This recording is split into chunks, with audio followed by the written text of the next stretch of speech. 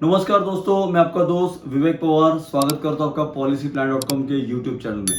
तो दोस्तों, term insurance लेते समय हमें किन किन चीज़ों का ख्याल रखना चाहिए, इसको एकदम आसान शब्दों में हम लोग इस वीडियो में जानेंगे। एकदम शॉर्टेस्ट वे में आपको बताया जाएगा कि टर्म इंश्योरेंस लेने से पहले किन किन बातों का ख्याल रखेंगे, तो वो आपके लिए सबसे बेस्ट टर्म इंश्योरेंस रहेगा। तो बने रहे इस वीडियो में आखिर तक। तो दोस्तों, टर्म इंश्योरेंस जो है वो लिया जाता है फाइनेंशियल सिक्योरिटी के लिए, अपने फैमिली मेंबर्स के लिए। तो सबसे पहली बात, जब भी हम अपना टर्म इंश्योरेंस का ऑनलाइन या ऑफलाइन फॉर्म भरेंगे, जो भी हम इंफॉर्मेशन देंगे, तो पूरी की पूरी और सही जानकारी हमें वहां पे भरनी है। जैसे मैं क्या काम करता हूँ, मेरा इनकम क्या है, वो तो मैं डॉक्यूमेंट देने ही वाला हूँ, लेकिन उसके साथ एक्चुअल मेरी पोस्ट क्या है, मेरे क्या क्या हैबिट्स है। ओके, जैसे मैं स्मोक करता हूँ, मैं कोई टोबैको का प्रोडक्ट यूज़ करता हूँ, मैं कितना ड्रिंक लेता हूँ, किस मात्रा में लेता हूँ। ओके, ये सब कुछ हमें बताना ज़रूरी है।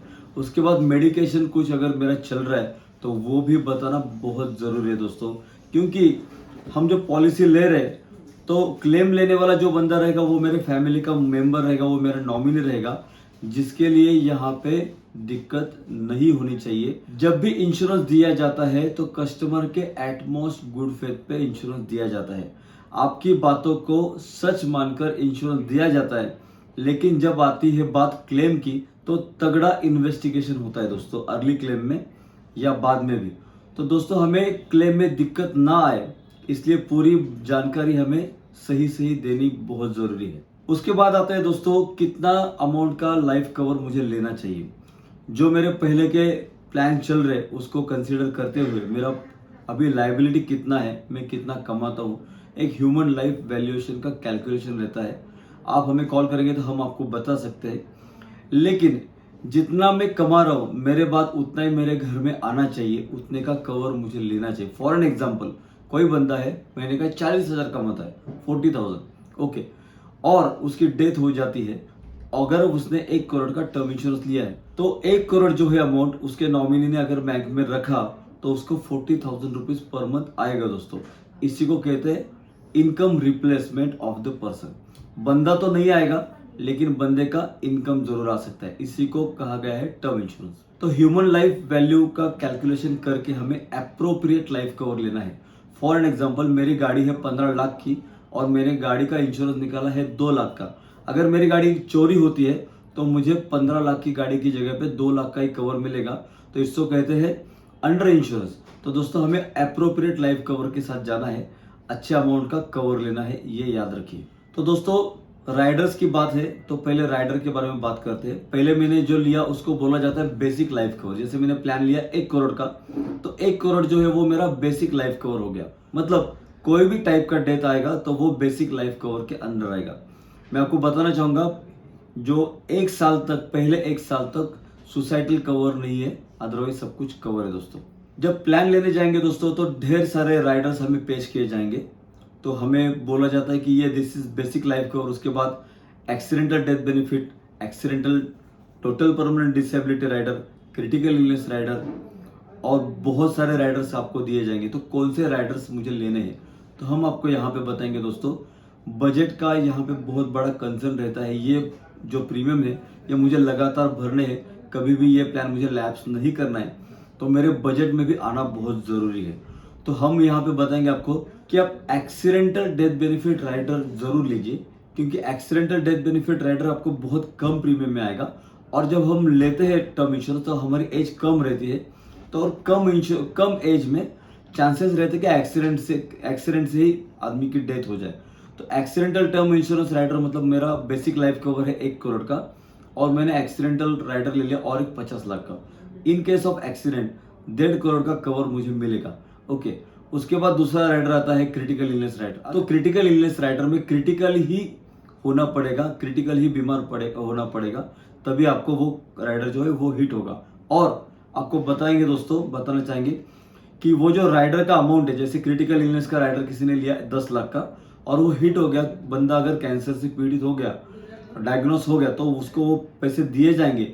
लेकिन फाइनल जब डेथ होगी तो डेथ के कवर में से वो अमाउंट माइनस हो जाएगी। तो ये जो क्रिटिकल इलनेस राइडर है, हम आपको बताना चाहेंगे कि अगर आपके पास हेल्थ इंश्योरेंस की अच्छी पॉलिसी है, तो आप उस पॉलिसी के साथ में जाइए, ना कि क्रिटिकल इलनेस राइडर के साथ। अगर आप क्रिटिकल इलनेस राइडर लेते हो या टोटल परमानेंट डिसेबिलिटी राइडर या पार्शियल डिसेबिलिटी राइडर, इस टाइप के राइडर्स अगर लेते हो, तो उस केस में वहाँ पे वेवर ऑफ प्रीमियम का ऑप्शन है क्या, वो भी चूज करना ना भूलिए दोस्तों। वेवर ऑफ प्रीमियम में क्या होता है कि लेट से कोई बंदा क्रिटिकली बीमार हो गया या एक्सीडेंटली इंजर्ड हो गया और वो क्रिटिकल स्टेज में पहुंच गया, तो उसके आगे के प्रीमियम कौन भरेगा और वो पॉलिसी लैप्स हो जाएगी।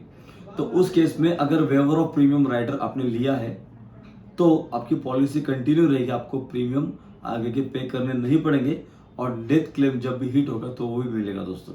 तो इसको बोलते हैं वेवर ऑफ प्रीमियम, तो प्रीमियम का वेव ऑफ हो जाना। तो ये राइडर आपको लेना है, ये हमारा सजेशन आपके लिए दोस्तों। टर्म इंश्योरेंस के जो प्रीमियम है वो वापस नहीं मिलते। अगर हम लोग जी गए पूरी लाइफ का जो टर्म हमने लिया है पॉलिसी का, उससे भी ज्यादा आदमी जी गया तो प्रीमियम वापस नहीं मिलता।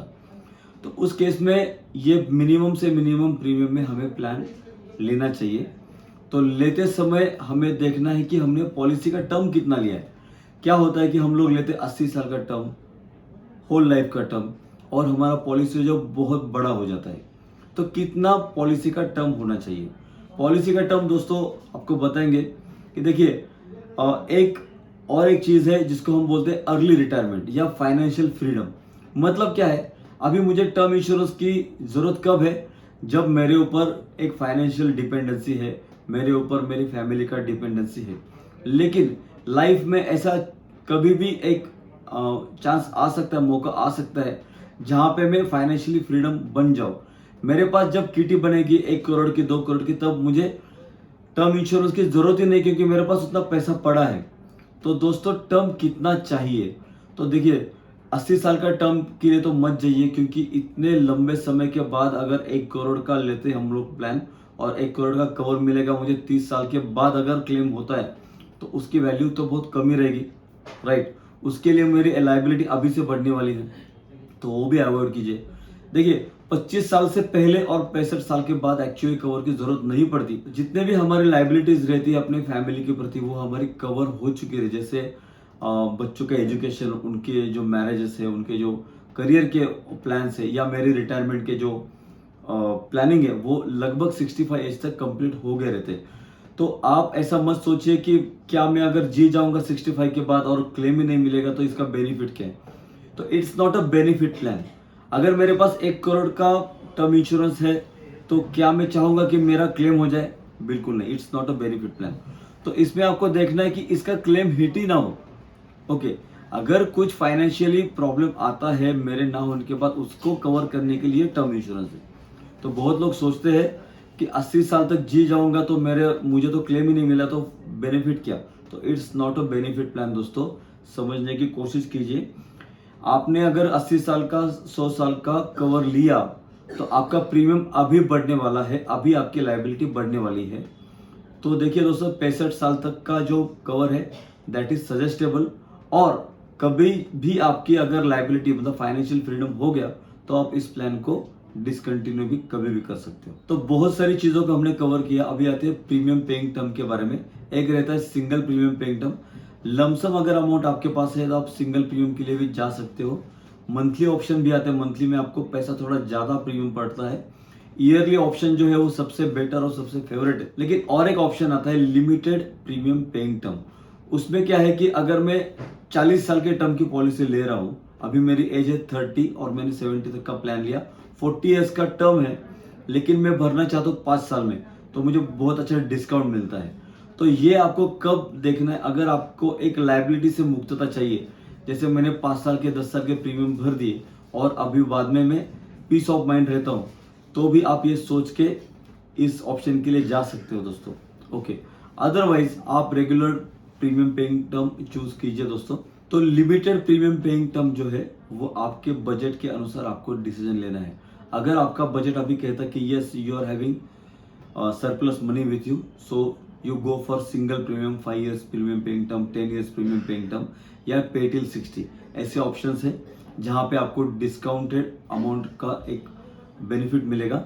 ओके, तो आपका प्रीमियम भी बचेगा दोस्तों। तो देखिए टर्म इंश्योरेंस लेते समय आपको ये देखना जरूरी है कि आप ले किसके पास से रहे। क्योंकि टर्म इंश्योरेंस में जब क्लेम आएगा तो बहुत बड़ी अमाउंट का आएगा। तो क्लेम सर्विस देने वाली कंपनी मतलब policyplanner.com, we are insurance broker company दोस्तों।